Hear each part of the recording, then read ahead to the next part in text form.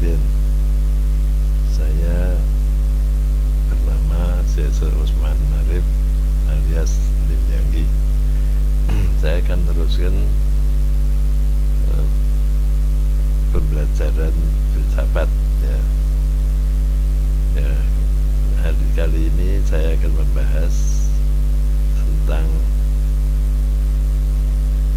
nasib dan takdir ya. Jadi ini perlu kita bahas ya. Secara umum orang menyebut takdir itu sesuatu yang tidak bisa dirubah oleh manusia, karena itu sudah ditentukan oleh Yang Maha Kuasa. Misalnya ya, orang jadi laki-laki atau perempuan, dia anak dari siapa, kalau saudaranya siapa, itu hal yang disebut takdir, sudah ditentukan oleh Tuhan ya. Kemudian dalam perjalanan hidup ada takdir yang kita tidak tahu ya.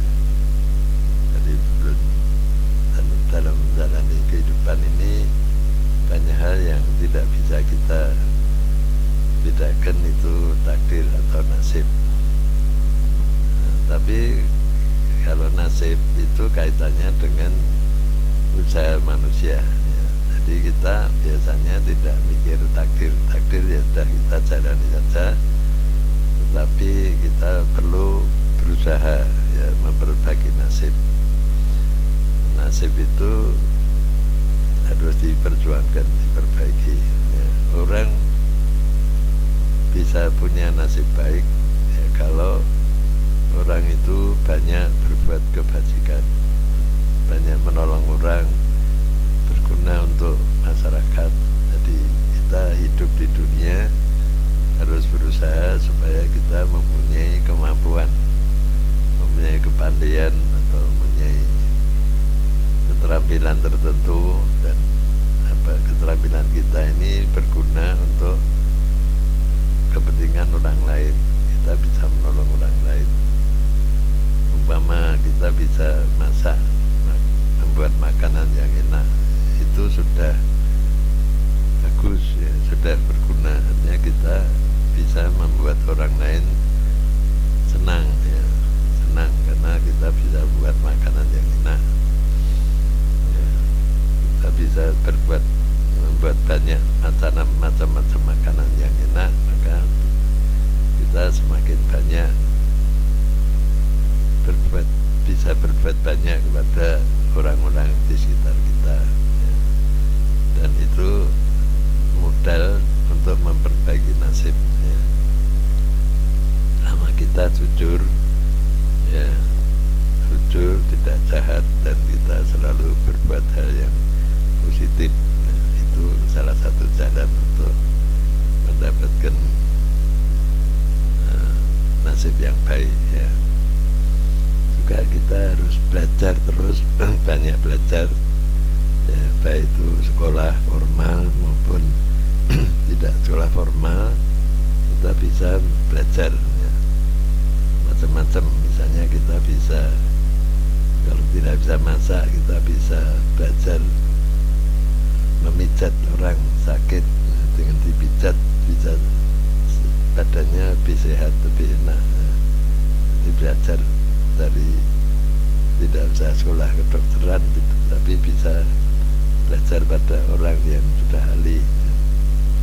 Bahkan banyak orang-orang yang tidak bisa melihat, tapi dia tetap belajar menjadi pemijat, dan itu ternyata pandai ya. Mereka pandai, cara mijatnya pinter ya, bisa membetulkan tulang-tulang yang patah dan sebagainya. Ini karena mereka belajar ya. Itu juga salah satu cara untuk memperbaiki nasib ya. Namun ada hal yang lebih penting ya, bahwa nasib manusia itu bergantung juga pada lingkungan. Dalam negara itu juga bergantung pada keadaan negara, sistem pemerintahan. Jadi bagaimana satu negara itu diperintah pemerintah dengan baik, dengan teratur, sehingga segala sesuatunya lebih gampang ya. Misalnya negara yang sudah baik sudah bisa memberikan fasilitas belajar pada setiap orang, setiap penduduknya untuk belajar secara gratis ya, bisa berobat secara tanpa biaya ya, dan sebagainya. Nah, itu negara yang sudah maju, sudah bisa, dan semua hal diatur dengan baik ya, sehingga orang lebih mudah misalnya mencari pekerjaan, melakukan segala hal yang bagus, yang positif lebih gampang kalau negara sudah lebih teratur.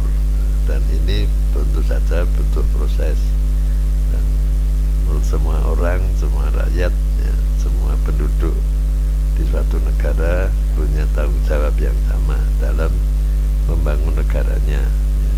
Jadi itu penting. Jadi tentu demikian kebijaksanaan negara, pemerintah itu juga penting ya. Para pemimpin, para pejabat, para pemimpin, para pembuat undang-undang itu harus jujur, bersih, dan juga membela rakyatnya, mengabdi pada rakyatnya. Kepentingan rakyat diutamakan. Jadi kalau yang namanya pejabat atau apakah itu legislatif, yudikatif atau eksekutif, itu harus menyingkirkan kepentingan pribadi, tapi lebih mengutamakan kepentingan rakyatnya. Itu yang syaratnya yang harus dipenuhi.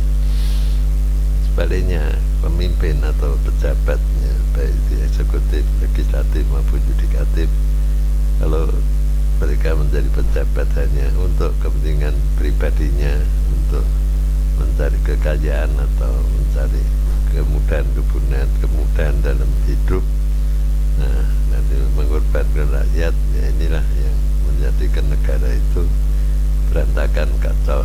Jadi tidak susah melihat satu budaya masyarakat itu, tidak sulit ya.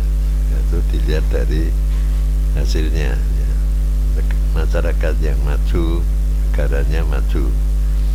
Masyarakat yang berbudaya, cerdas, maka negaranya juga akan maju, tentram dan baik ya. Tidak banyak kekacauan ya, konflik dan sebagainya.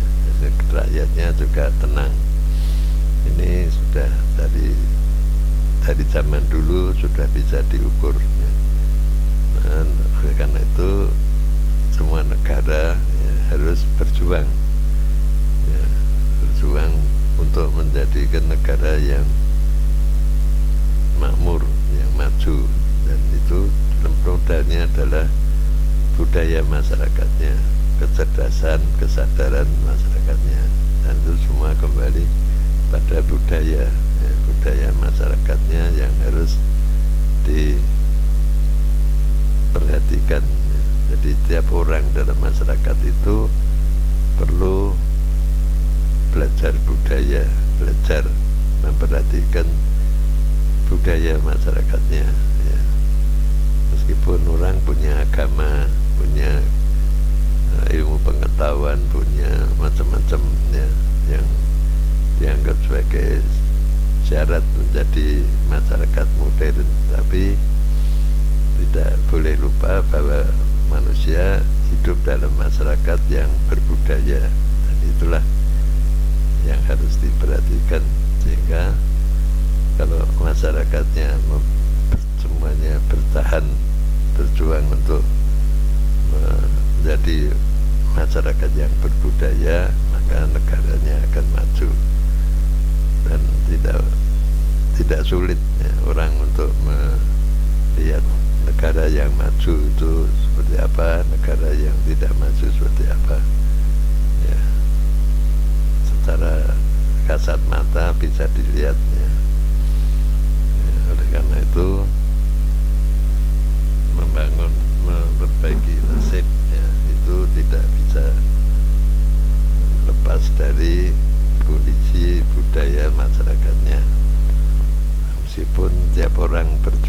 berusaha untuk memperbaiki nasibnya, tapi kalau lingkungannya atau budaya masyarakatnya kurang baik, itu juga susah ya, merubah nasib juga susah. Banyak negara-negara berkembang sudah merdeka puluhan tahun ya, tapi tidak banyak berubah nasib rakyatnya karena budayanya tidak berubah.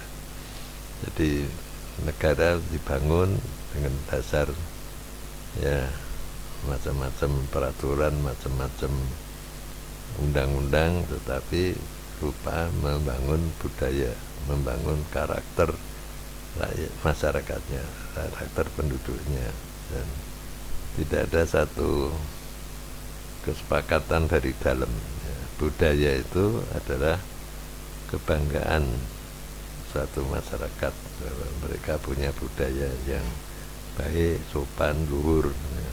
Itu kebanggaan.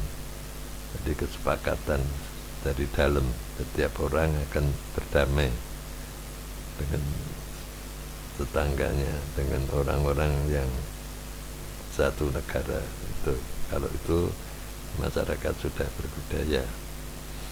Jadi masyarakat yang sudah lupa budaya, dia hidup hanya mengikuti kepentingan pribadi ya.